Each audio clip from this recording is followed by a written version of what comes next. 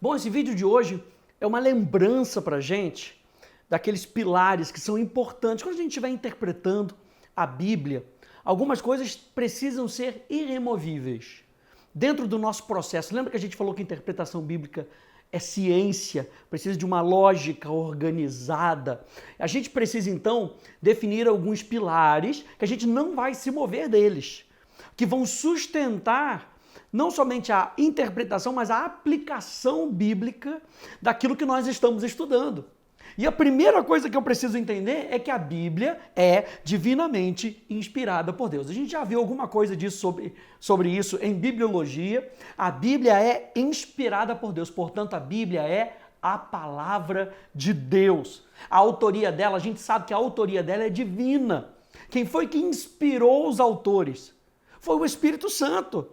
A gente entende que o que faz da Bíblia ser diferente de todos os outros livros é a inspiração clara do Espírito Santo sobre os autores que a escreveram. Então, Atos capítulo 4, verso 25, vamos ver esses textos aqui, dois textos aqui em Atos, capítulo 4, no verso 25, Atos capítulo 4, no verso 25, diz assim, a partir do verso 23, diz: uma vez soltos, Pedro e João procuraram os irmãos e lhe contaram tudo o que os principais sacerdotes e anciãos lhes tinham falado. Ouvindo isso, unânimes, levantaram a voz a Deus e disseram: Tu, soberano Senhor, fizeste o céu, a terra, o mar e tudo o que neles há. Verso 25, disseste por meio do Espírito Santo por boca de Davi. Olha só a compreensão que eles tinham, que o Espírito Santo havia falado por boca de Davi, nosso pai teu servo, porque se enfureceram os gentios e os povos imaginaram coisas vãs. Eles entenderam que aquilo que foi falado por boca de Davi foi através do Espírito Santo. Atos capítulo 28, no verso 25, também diz assim: e havendo discordância entre eles, Paulo pregando em Roma, começaram a ir embora. Mas antes que saíssem, Paulo disse essas palavras: bem falou o Espírito Santo aos pais de vocês, por meio do profeta Isaías. Aqui ele continua dizendo que Isaías falou, mas veja, corroborando que o Espírito Santo usa as pessoas, corroborando que a palavra de Deus que foi escrita foi inspirada por Deus, né? Esse é o Novo Testamento falando então do Velho Testamento.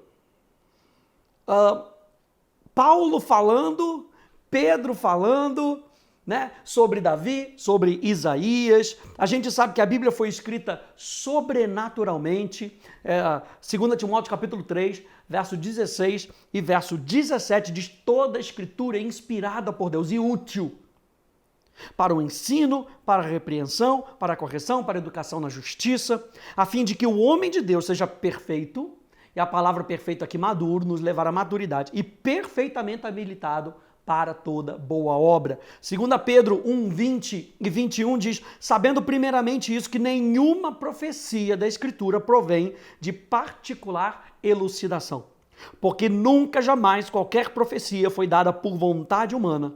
Entretanto, homens santos falaram da parte de Deus, movidos pelo Espírito Santo. Isso aqui é demais, né, gente? Saber que a Bíblia, ela é inspirada por Deus. A gente vê vários relatos na própria Bíblia nos mostrando isso. A gente já viu em bibliologia alguns fatos externos, vários outros fatos internos que a própria Bíblia fala, mas só para lembrar você que o pilar que a gente tem que entender é que quando nós fizermos interpretação bíblica, e a interpretação bíblica é para transformar a nossa vida, não é para encher a nossa cabeça, mas para mexer com o nosso coração, nós precisamos entender que a Bíblia é um livro inspirado por Deus. Número 2, a Bíblia não contém erros. Aqui, motivo de bastante discussão entre outras pessoas.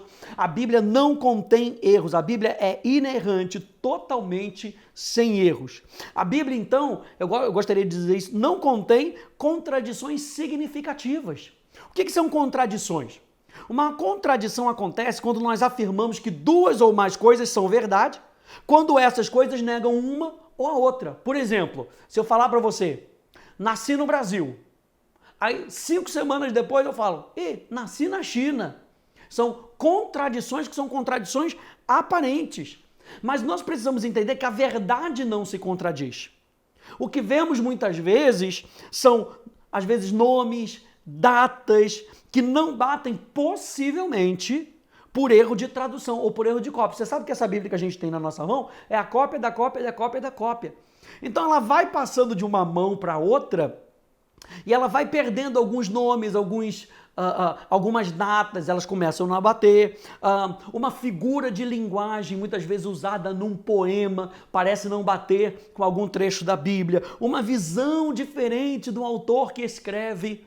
Por exemplo, um fala o Sermão da Montanha, outro fala o Sermão do Monte. São visões diferentes. E você consegue até ver isso em determinadas partes da Bíblia, Marcos, Lucas, Mateus, que são os evangelhos sinóticos, ou seja, são aqueles discípulos que viram Jesus, sinóticos, com a mesma visão. Então, eles viram, mas o relato deles é um pouco diferente. Um contém uma parte, o outro não contém outra parte, provavelmente porque Jesus falou aquele mesmo sermão várias vezes, um registrou um sermão, o outro registrou outro sermão na semana seguinte, então teve um pouquinho de diferença. Então a Bíblia mostra aparentes contradições. Eu vou deixar aí no site para você, o que eu peguei de um site muito legal, algumas contradições, aparentes contradições na Bíblia e como elas se resolvem, é muito importante. Então se a gente partir do pressuposto que a Bíblia não contém erros, nossa motivação será no sentido de encontrar sempre a solução para resolver qualquer aparente contradição.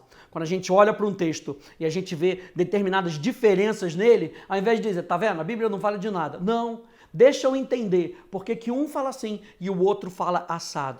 Então, nosso objetivo é, sabendo que a Bíblia não contém erros, nós queremos resolver o problema das contradições. E Jesus, gente, Jesus cria que as Escrituras foram inspiradas por Deus, porque ele constantemente citava o Antigo Testamento como a sua autoridade. João capítulo 5, no verso 39, nos mostra isso. Examinai as Escrituras, porque julgais ter nelas a vida eterna, e são elas que dão testemunho de mim. Verso 46. Pois se cresces em Moisés, creríeis em mim, porque de mim ele escreveu. Mas se não credes nos escritos, como crereis nas minhas palavras? Então Jesus está falando para você crer na minha palavra, crer no que está escrito. Se você não crê no que está escrito e provavelmente acerca de Jesus, como é que você vai crer na palavra de Jesus?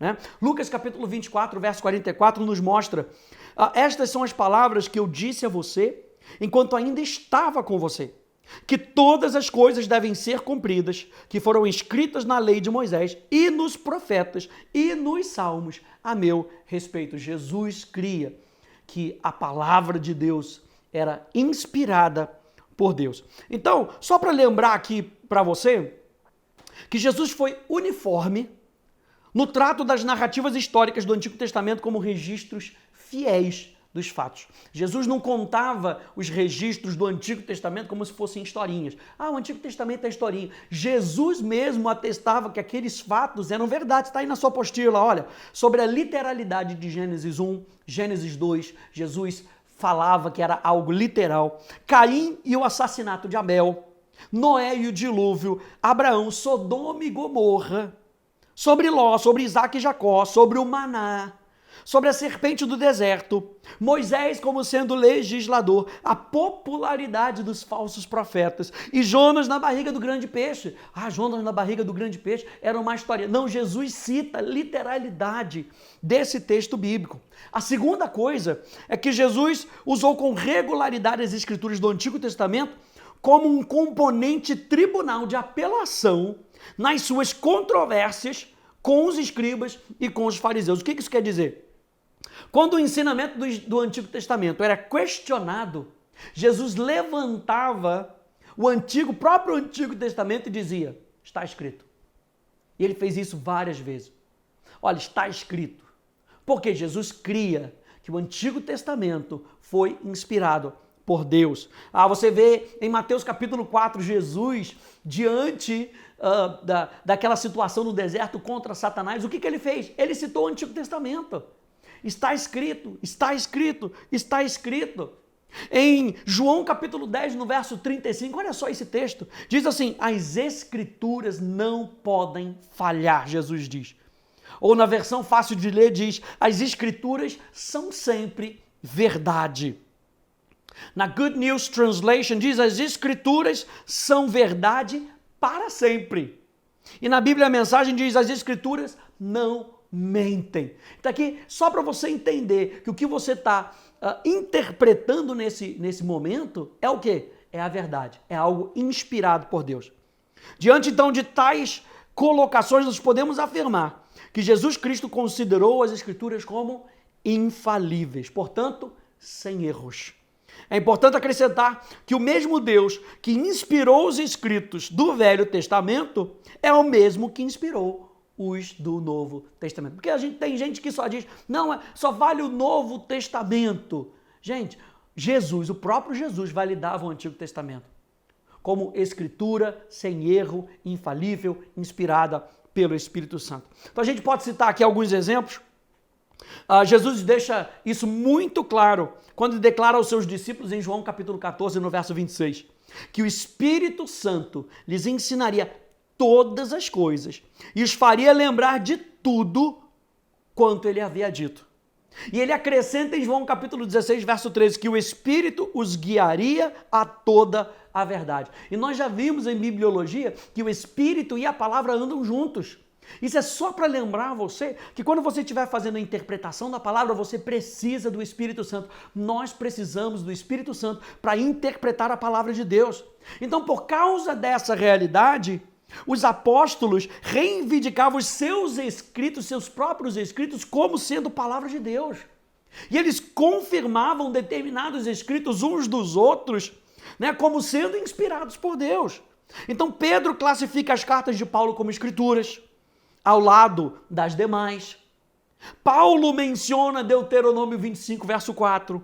E o Evangelho de Lucas chamando de escritura. Paulo fala que Lucas, o escrito de Lucas era escritura. O apóstolo João chama Apocalipse de profecia dada diretamente do Senhor. Então, para a gente terminar esse vídeo, se alguém não crer que a Bíblia é a palavra de Deus, infalível e sem erros, não tem a mínima condição de fazer uma correta interpretação bíblica. E a gente já falou sobre isso, que a fé é o principal ingrediente da interpretação bíblica. Então, para a interpretação bíblica, nós precisamos, número 1, acreditar que a palavra de Deus é sem erros.